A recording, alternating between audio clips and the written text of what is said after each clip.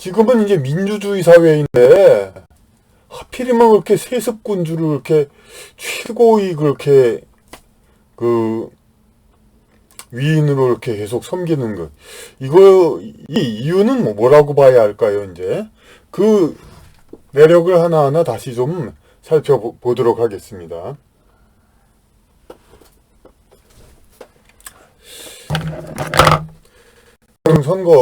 이번 선거 말고, 한 5년 전에, 4년 전에 선거인가?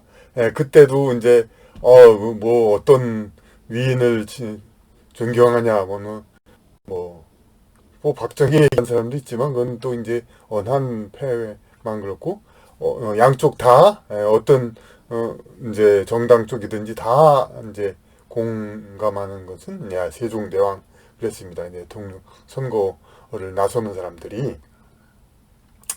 그런데, 그러니까 어린이와 청소년들에게, 그러니까 세종대왕 세습군주를 제일 위인으로 모셔서 행시를 본받으라. 이게 참 의미가 좀 이상합니다. 그러니까, 신하한테 호통치고, 그 위치에 오르기까지, 그거가 이제, 그게 아무나 쉽게가 아니라, 그때는 자기 노력으로 오르는 것도 아니고, 그런 것인데, 그런데 여하튼 간에 이 세종대왕을 이제 최고 위인으로 모시는 것은 집요하게 계속 진행되어 왔습니다. 애초에 그러니까 광화문에 그 이순신 장군상이 세워지기 이전에 세종대왕상을 세우려고 했었답니다. 그런데 이제 박정희 대통령이 아무래도 군사 이제 그쪽 면을 이제 강조하다 보니까 이순신 장군상을 세우라고 그랬기 때문에 이제 그렇게 했었답니다. 그리고 세종대왕상은 덕수궁에 있었는데 그 덕수궁에는 아무래도 돈 내고 들어가야 되고 특별히 만나러는 들어가야죠. 이제 세종대왕을 만나러는. 그러니까 이제 국민들한테 이렇게 널리 위인이라고 홍보하는 효과가 덜합니다.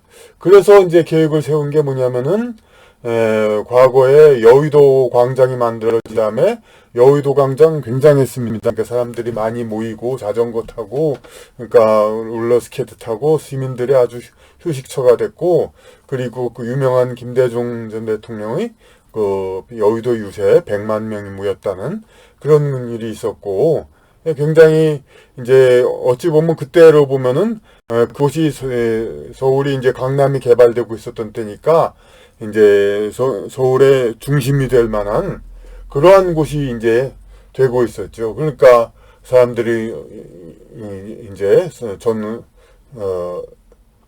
저절로 이제 모여드는 곳 여의도가 그러다 보니까 어떻게 됐냐면은 이제 조순시장이 그때 있었는데 이 조순시장님은 지금도 계시지만은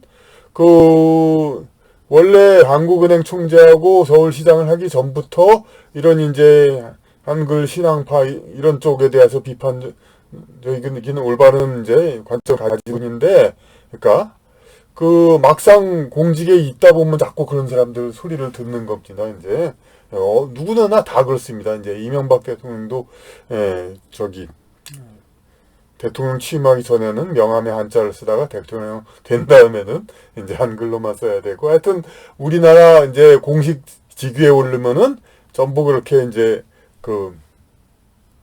한글만 쓰라 그렇게 아마 미국의 지시인지 누가 어디 지시인지 모르지만은 이제 그게 그렇게 됩니다. 그렇게 해서 조순시장이 부추겨가지고 그 세력이 여의도 공원 그때도 반대 여론 많았습니다. 기껏 그러니까 시민들의 휴식처로 여의도 광장이 아주 좋은 게 생겼는데 그걸 갈아엎고 공원 만든다. 그 이전에 한강 고수부지 공원도 있고 그냥 근처에도 공원들이 많은데 한편 또 만드나. 결국은 갈아엎고 또 공원을 만들어서 거기다가 이제 세종대왕상을 결국 만들었습니다. 아주 젊은 모습으로 이제 무슨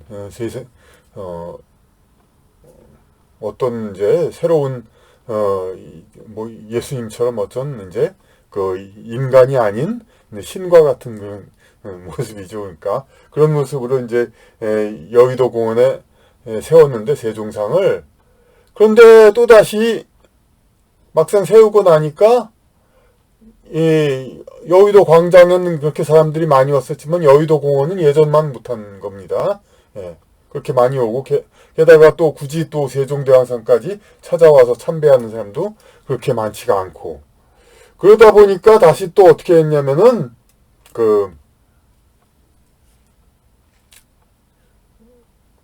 여러분 아시다시피 오세훈 시장을 부추겨서 조순시장 다음에 오세훈 시장 그렇게 그 광화문에 이제 전체적으로 어울리지도 않는 이제 그러한 이제 세종대왕상을 또 만들게 된 것입니다.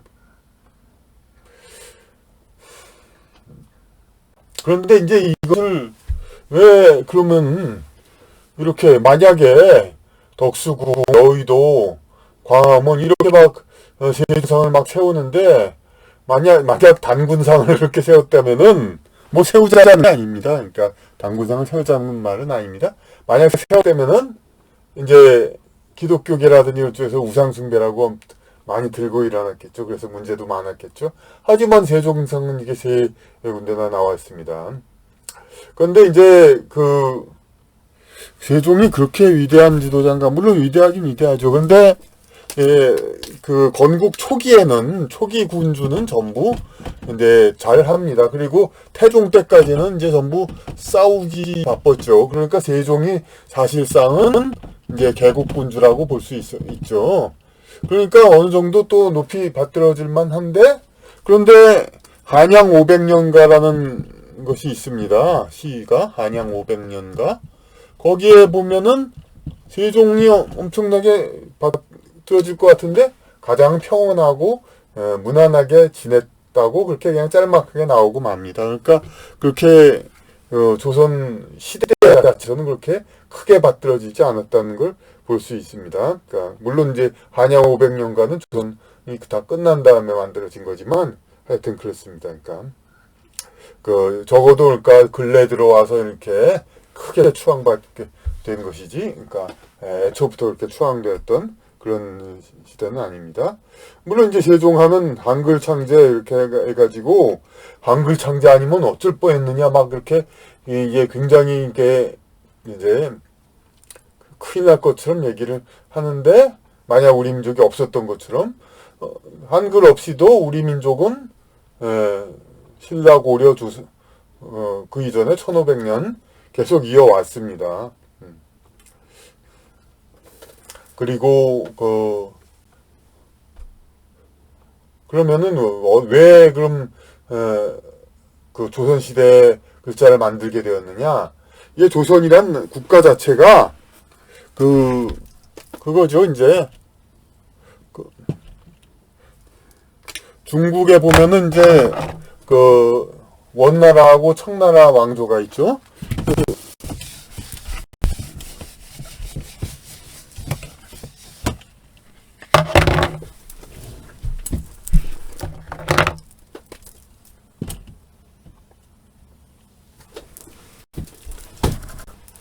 이 정도로만 그렸습니다. 중국에 보면 이제 여기가 한반도를 크게 그렸는데 이게 한반도고 이게 중국인데, 원나라하고 청나라는, 원나라는 몽고족, 청나라는 만주족 이쪽이 이제 원래는 이쪽은 중국의 영토가 아니었는데 이 사람들이 중국을 점령해 가지고 나라를 세웠기 때문에 이 나라가 망한 다음에도 다시 이 원나라가 중국 영토가 되어버렸습니다. 만주가 역시 또 만주는 그 전까지는 명나라까지는 중국 영토가 아니었는데 만주 사람들이 중국을 점령하고 하나의 나라로 되었다가 이 만주 사람들이 몰락하고 난 다음에 다시 요거는 중국 영토가 됐습니다. 그런데 조선은 어떻게 되냐면은 고려까지 국경은 우리가 고등학교 때 다 배운 거잖아요. 이 정도 우리 반모까지였었죠. 그러니까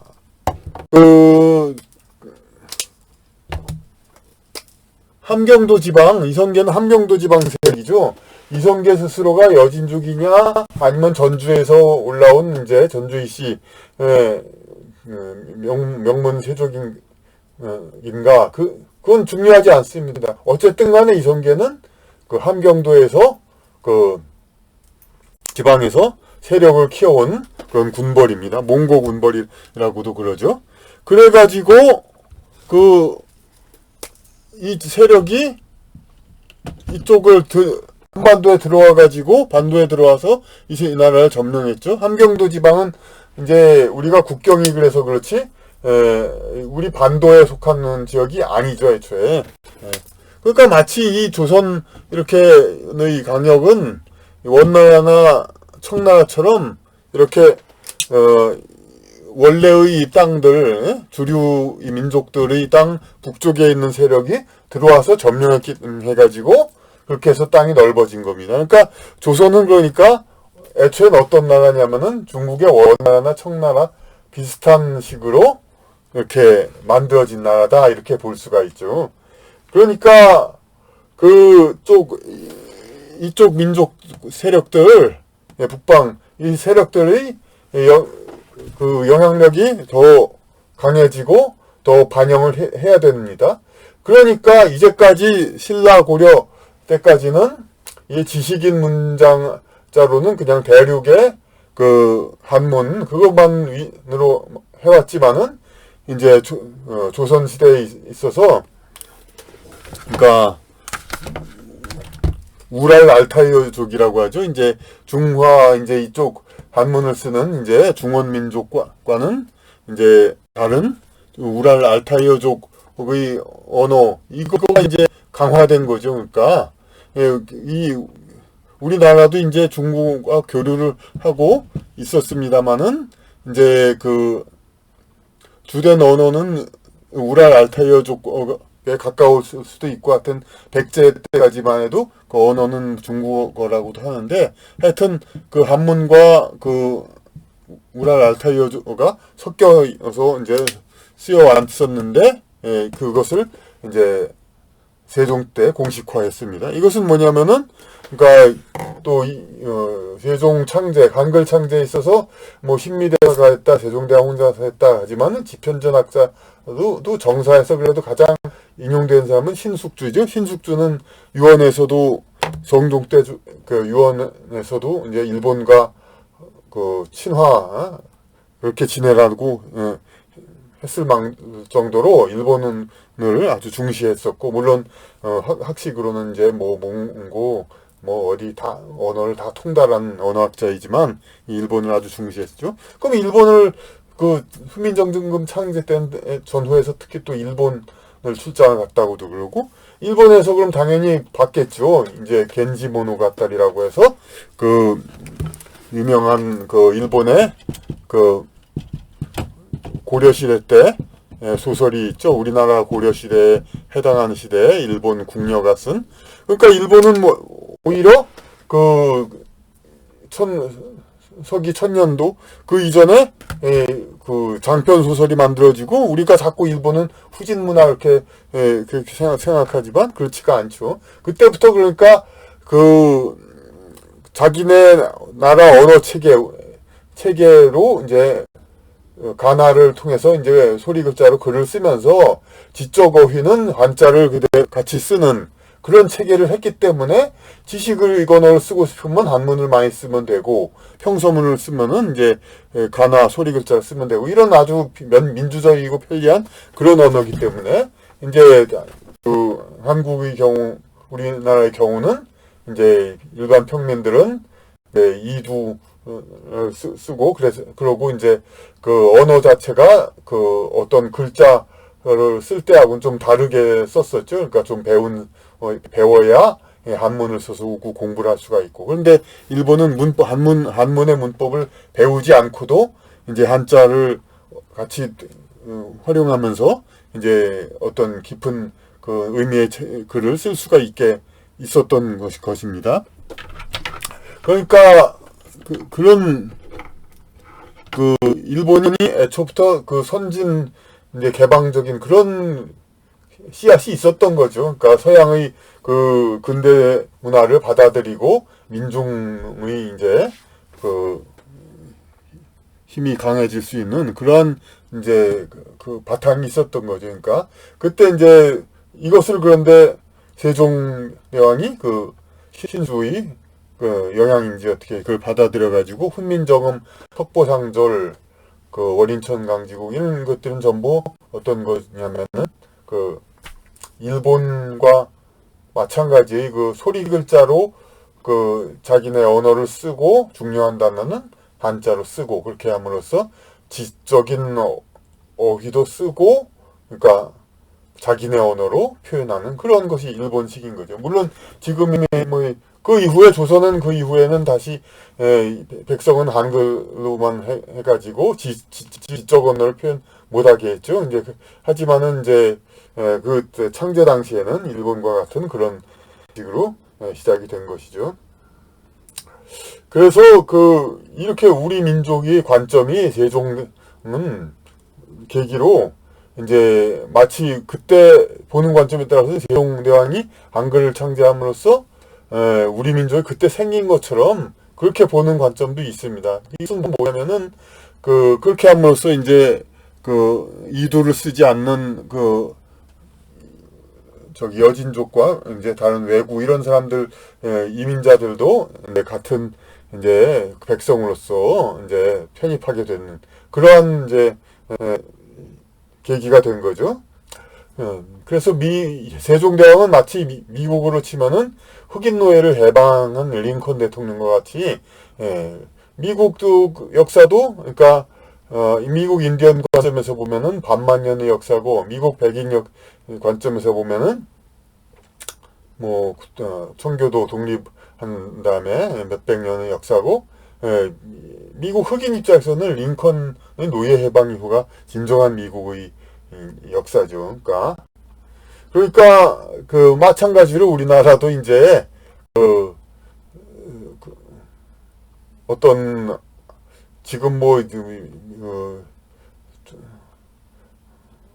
그러니까 실제로 그런 종족이 남아 있는지 어떤지는 모르지만은 5,000년부터의 우리 이 땅에서의 역사가 있다면은 그 입장에서는 그 반만 년 역사고 물론 이제 이 반도에서는 5,000년 전에 있다고 주장하는 사람은 별로 없습니다. 하지만 이제 그 반도 북쪽에서 5,000년 전에 이제 나라를 만들었다가 이제 점차 내려왔다 이렇게 얘기가 되고 있죠. 그리고 역사 시대 이제 우리나라 전통 지배 계층의 역사를 보면은 신라 이제 무렵부터 2,000년 정도고 이제 세종 때 편입한 이제 여진과 외인을 포함하면은 이제 우리나라 역사는 500년 정도가 돼 있죠. 그러니까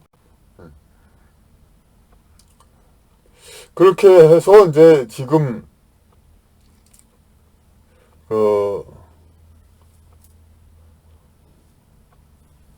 지금 와가지고 조선 시대의 어떤 그 하층민으로 이제 있었던 그런 이제 사람들이 이제 운세가 올라가가지고 지금 이제 지도층에 많이 있기 때문에 여든 야든 상관없이 세종대왕을 이제 국조와 동급으로 이렇게 하는데 그러니까 이의를 달지 않고 있고 모두들 그리고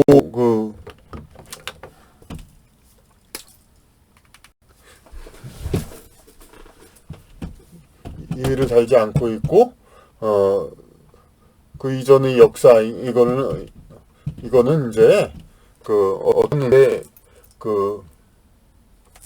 지나간 그걸로 이제 보려고 하죠. 이제 여진과 외국 이쪽 입장에서는 그러니까 세종대왕이 이렇게 이렇게 추앙받는 이유는 중요한 계기이긴 합니다. 그러니까 반도는 계속해서 이제 어떤 여진이라든지 기타 비문명권 종족, 꼭 반도 토종인이라고는 못하겠습니다.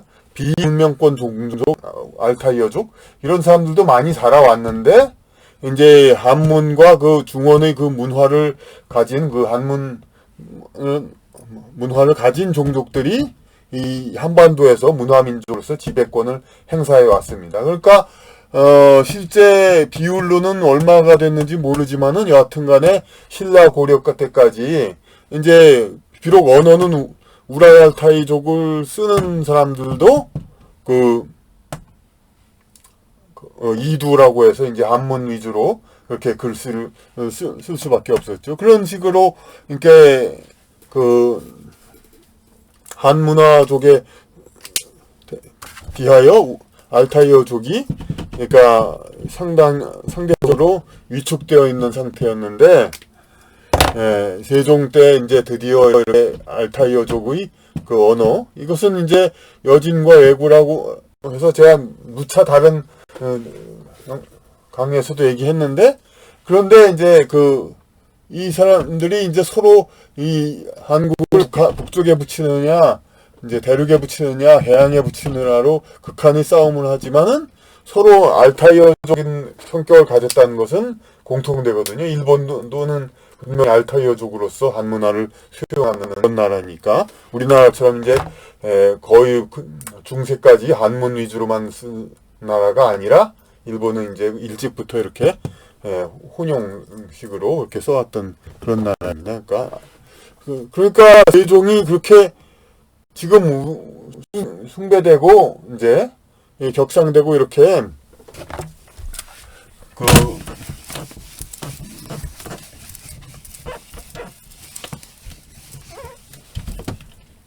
이렇게 국조와 같이 이렇게 되는 까닭은 바로 그러니까 그 전까지의 한문화족 지배에서 알타이어족 지배는 아니지, 지금은 지배라고 볼 수 있죠. 하지만 조선시대에